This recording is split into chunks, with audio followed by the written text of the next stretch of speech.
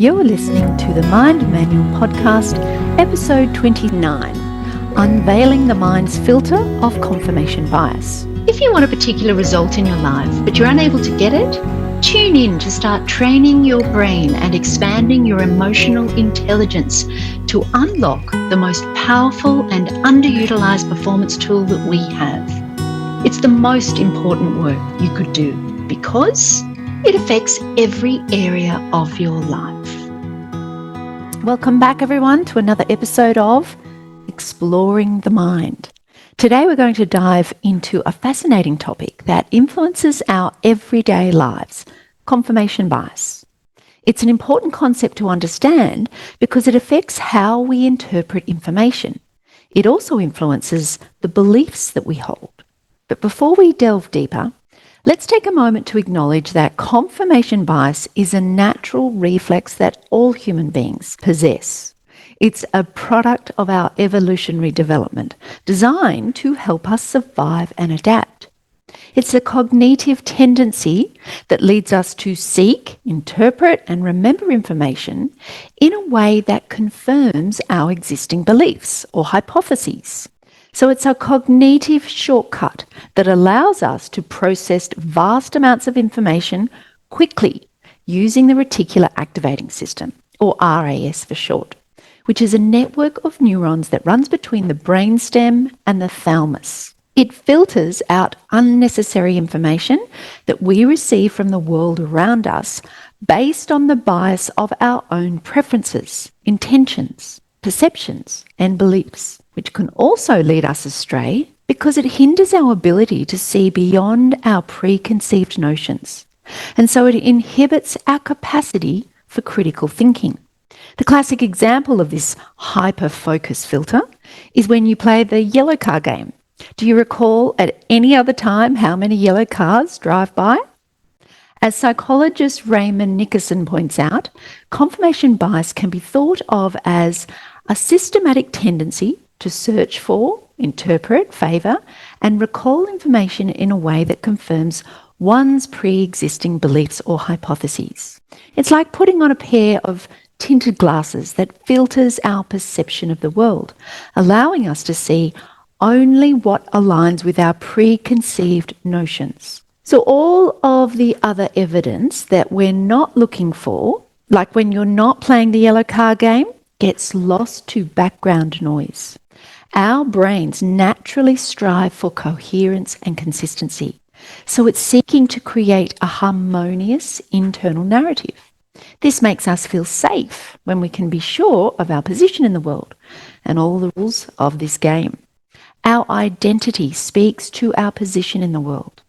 Our beliefs help us to define which game we want to participate in, and our values helps to formulate the rules of that game.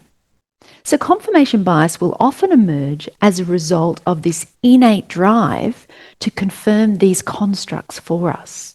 It's our mind's attempt to maintain congruency between our values, beliefs, and identity, and all the information we encounter, even if that means disregarding or distorting contradictory evidence.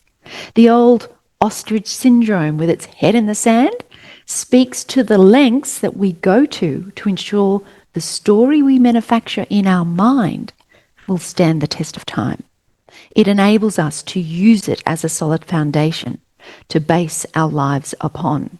I think the other component of it that's in play is that we become so attached in thinking we are our thoughts and beliefs, that they form part of our identity, and any counter evidence which has the potential to threaten our belief system must be cast aside.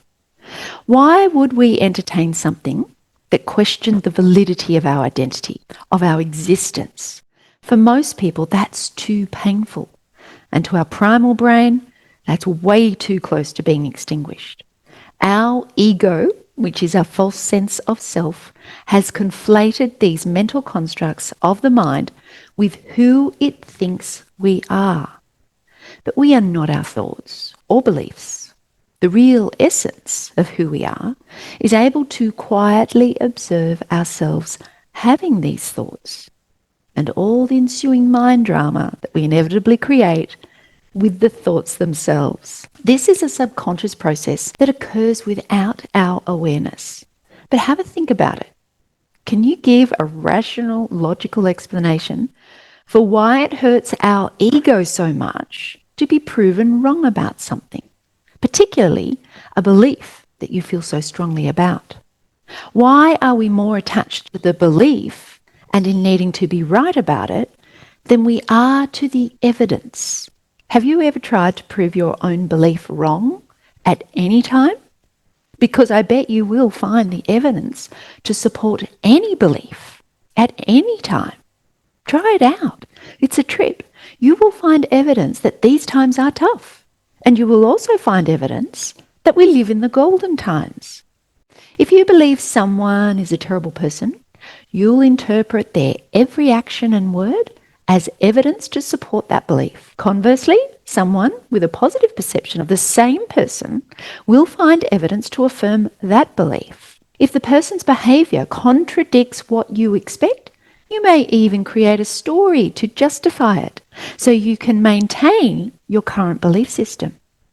We are filtering and distorting all of the input with our stories to match our narrative and worldview in order to create the certainty and safety that our primal brain craves and the validity and worthiness that our ego craves. The potential for both extremes and everything in between exists at all times. It's the law of opposites and relativity. This human experience is comprised of the full spectrum. And our blanket approach in only seeing something one way is the delusion that we create for ourselves that leads to a fixed mindset. And just remember, a fixed mindset must carry with it resistance. The resistance to process it any other way. The resistance of rejection. The resistance to what is, if it doesn't conform to how we think something should be. And resistance is at the root cause of our suffering. So given our beliefs go to the core of our identity and who we think we are, our primal brain will attack any counter beliefs and will interpret it as a threat to its survival, while disregarding or dismissing any contradictory information. As a coach, a significant part of my work involves helping clients question their current belief systems and challenging them to prove themselves wrong. Even though it may be initially uncomfortable, this is made even more difficult by the pleasure we derive from confirmation, even when the belief itself may be negative or detrimental. For example, someone who believes they can't lose weight may actively seek evidence supporting that belief, even though it feels painful and limits their potential. This is how we end up arguing for our own limitations. This is the third element or system that we need to become aware of, the default program of our brain to avoid pain, move towards pleasure, and conserve energy.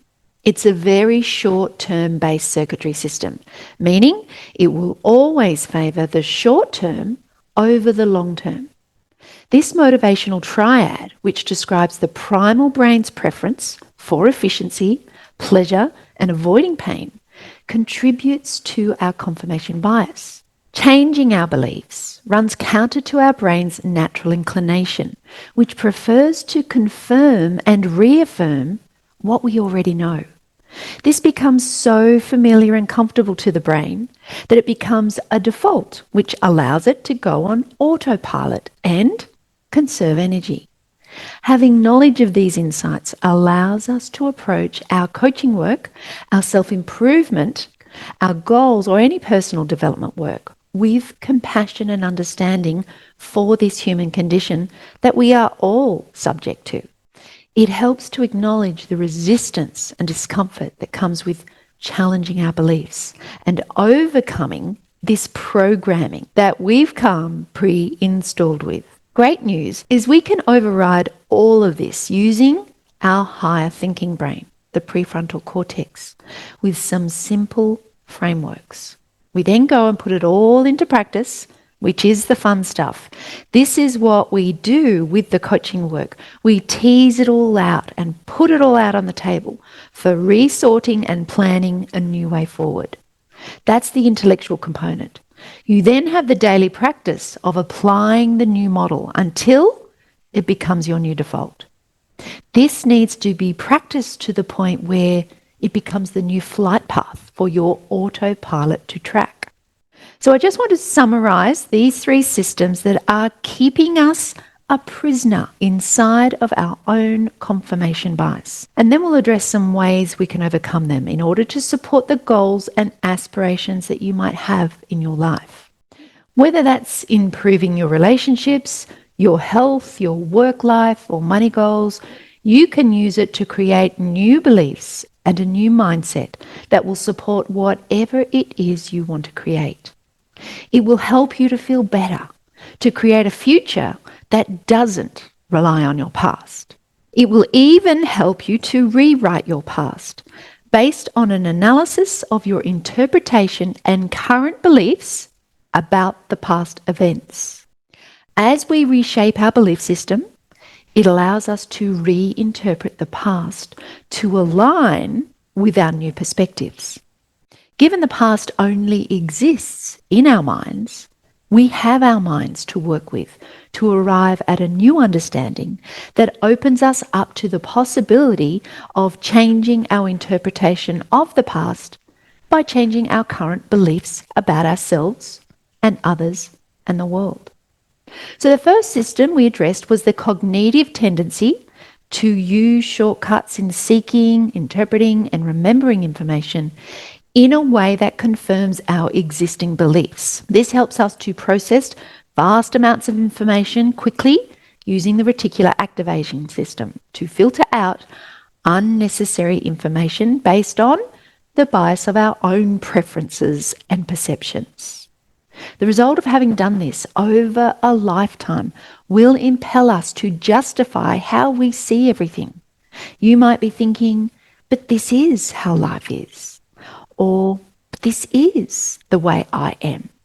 I have all this evidence to show me that it can't or hasn't been any other way. And of course you will have that evidence.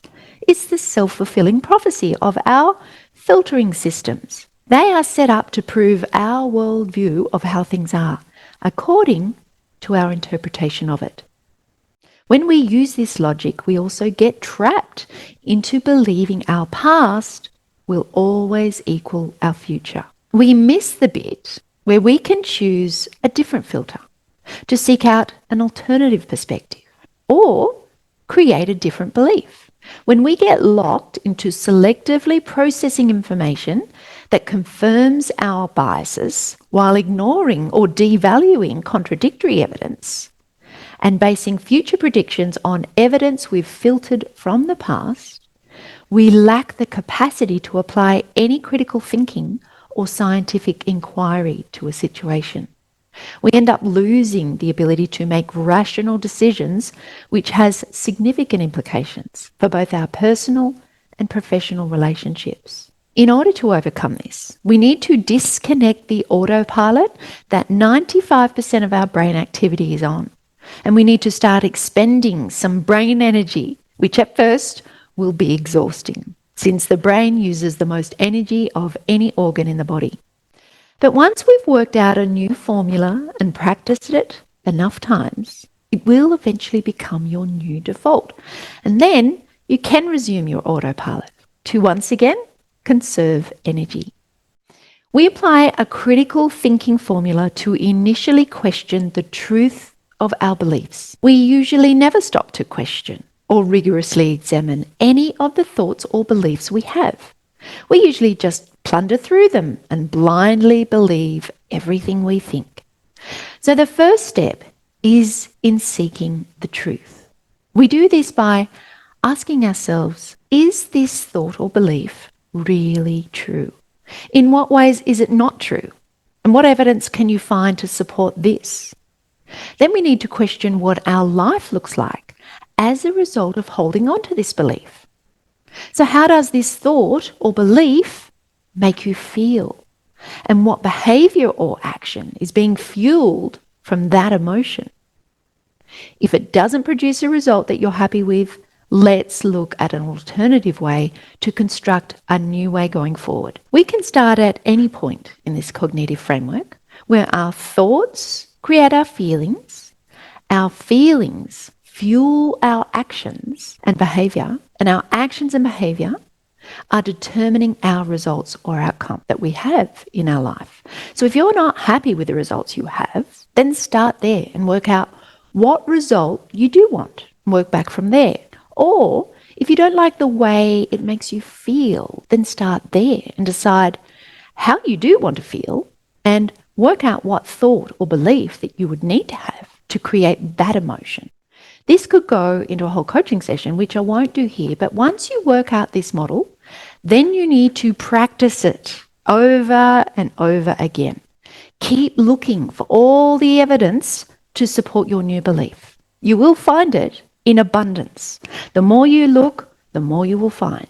It takes practice, awareness, and discipline. The second system we explored was how our ego has attached our identity to our thoughts and beliefs.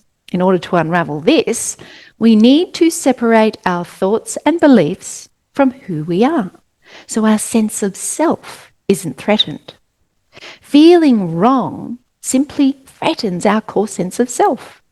Changing our belief systems will require us to confront uncomfortable truths and potentially reshape our identity, which can be a challenging and disorientating process. When those foundational truths begin to shift, it can feel like you've built your life on sand and it's now starting to swallow you up. In a crisis, such as a marriage breakup, if you believed your husband or wife was the love of your life and they lied or betrayed you, you might start to question, what other fallacies did I believe in? And how can I know what to believe in anymore? On the other hand, being proven right boosts our confidence and sense of control. It helps to confirm our position in the world. And in our mind, being right somehow gets equated with being better than. It's the reinforcement we seek in the social hierarchy of survival of the fittest. And sometimes making others wrong will provide us with that elevation in status that we seek and worthiness we crave. Changing our belief systems requires effort and a willingness to be wrong about our assumptions. The process can be emotionally challenging as our brain perceives it all as a threat to our survival. It's important to remember that our brain's resistance to change stems from its desire for certainty. We need to have compassion for ourselves as we navigate the discomfort and uncertainty that accompanies changing our beliefs. So in order to dispel the illusion that we are our thoughts and beliefs, it's helpful to reflect on the temporary nature of thoughts and beliefs. They arise and pass away, but your sense of self persists. This sense of self is also able to observe you having a thought or expressing a belief. So who is the part of you that is quietly observing? And imagine a hypothetical scenario where all your thoughts and beliefs are erased, just as they are when we come into this world. Would your sense of self disappear completely? Or would there still be some core essence of who you are? Spend some time contemplating this thought experiment to challenge the illusion of associating our identity with our thoughts and beliefs. The third component or system keeping us tied to our confirmation bias is the motivational triad of our evolutionary beginnings, which is to avoid pain, move towards pleasure, and conserve energy. Our brain, which has evolved over time, consists of a higher level thinking capacity found in the prefrontal cortex, which is layered over the more primitive survival brain. To navigate this complex landscape, we must use our higher level brain to manage the survival brain, which will often perceive imminent danger. Think of your survival brain as a 2-year-old tantruming toddler. with a knife. Clearly, it needs to be supervised by our higher, more evolved adult brain. The primal brain is constantly scanning for threats and is quick to activate that fear response to get us to pay attention to the impending tragedy that it's predicting. This emotionally charged reaction will take priority over the intellectual in the moment, given that survival is paramount. So thinking becomes relegated behind action. When you have an understanding of these three systems and how they hook us into creating and then confirming our biases, it becomes easier to unhook ourselves from them when we can see them for all that they are. They are the mental programs and constructs that will occur naturally by default in the unconscious state. But as you awaken to them and remain conscious of them and quietly observe them in action, we can start to override them with our higher brain and play around with them. We can deactivate the autopilot, disassociate ourselves as being separate from our thoughts and beliefs, and start exercising conscious thought about what else might be possible. Start to look for evidence for that. When we stop to analyze what result will flow from a particular belief, it's really helpful to see how it all plays out. How our thoughts and beliefs are inducing an emotion or energy that is then fueling how we show up for life in the actions and behaviors that we feel compelled to take or not take as a result of feeling that way. And taking it a step further, you can then see how those actions and behavior are actually creating the result based on the original belief or thought. When you have access to this insight and awareness, the question to ask yourself is, does this model actually serve me? Do I want to consciously keep choosing this for myself? One striking aspect of confirmation bias is its potential to create an echo chamber. In an increasingly interconnected world where information is readily accessible, we have the ability to curate our own information bubbles, surrounding ourselves with like-minded individuals and reinforcing our existing beliefs. This can result in a distorted perception of reality, further entrenching our confirmation bias. Changing our belief systems requires effort and a willingness to be wrong about our assumptions. The process can be emotionally challenging as our brain perceives it as a threat to our survival. So it's important to remember that our brain's resistance to change stems from its desire for certainty. We need to have compassion for ourselves as we navigate this discomfort and uncertainty that accompanies changing our beliefs. Cognitive scientist Hugo Mercier proposes that collective intelligence and open deliberation can serve as effective antidotes to confirmation bias.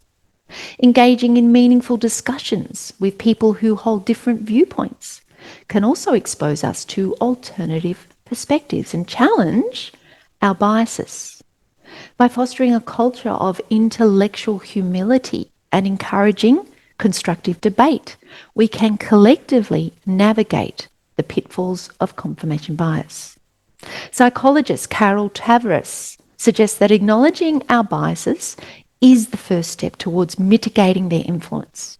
By recognizing our propensity for confirmation bias, we can strive to actively seek out diverse perspectives, challenge our assumptions, and consider conflicting evidence.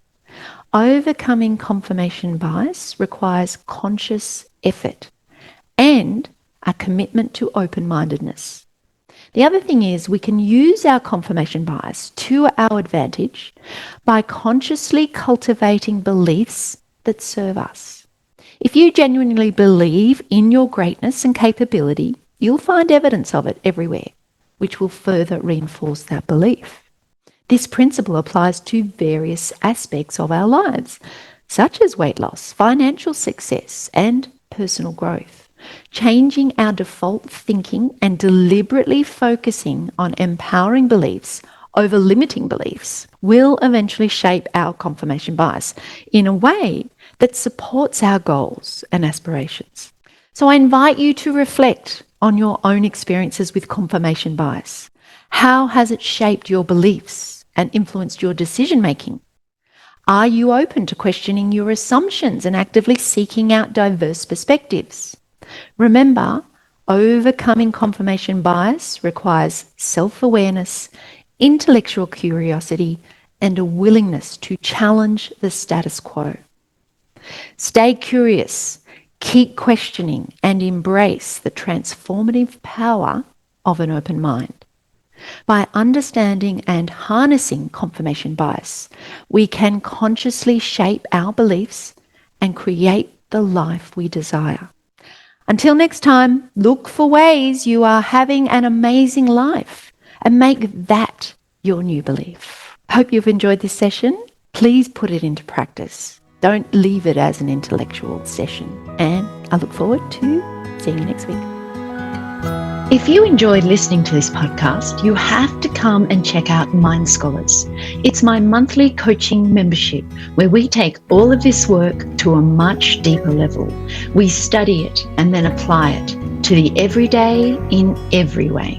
So if you want to take your life to a whole new level, join me in Mind Scholars over at themindmanual.com/join. I look forward to seeing you there.